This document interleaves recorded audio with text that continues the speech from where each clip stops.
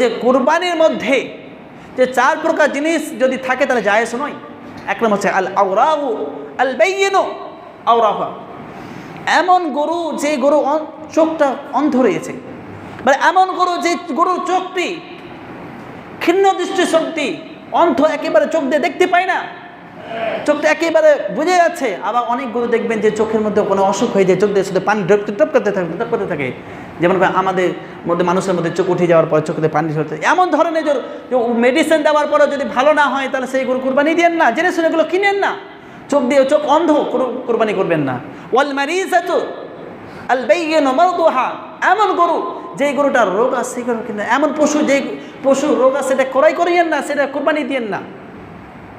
তারপর বলা হয়েছে ওয়াল আজফাউ, এবং খোরা গরু কিনেন না, ওয়াল খোরা গরু কিনেন না। তার সাথে সাথে বলা হয়েছে এক নম্বর অন্ধ, দুই নম্বর অসুস্থ, তিন নম্বর খোরা, তিন নম্বর হচ্ছে জীর্ণ ছিন্ন, একেবারে পাতলা দুবলা, হাড্ডি দেখা যাচ্ছে, মাংসই নেই, এমন গরু কুরবানি করুন। তাহলে মনে হচ্ছে একটা প্রশ্ন এখানে একটা আসছে, আপনি যে বললেন যে আল্লাহর যে কোনো মাংস দরকার নেই, ইসের দরকার নেই, তাহলে এখানে কেন বললো যে হাড্ডি টাড্ডি মাংস গরু বা ইত্যাদি পশু কুরবানি করিও না?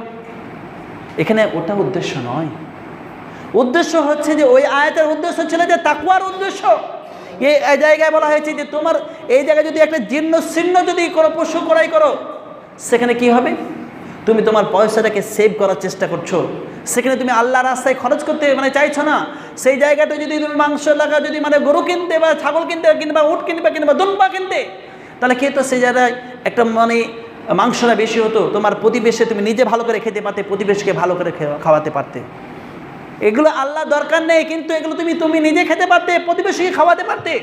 এই জন্য বলা হয়েছে যে একেবারে জীর্ণ ছিন্ন দেখে ক্রয় করো না। এই সমস্ত গুণগুলো, এই সমস্ত দিকগুলো দেখার পরে আমরা যেন পশু ক্রয় করি। একটা প্রশ্ন আছে,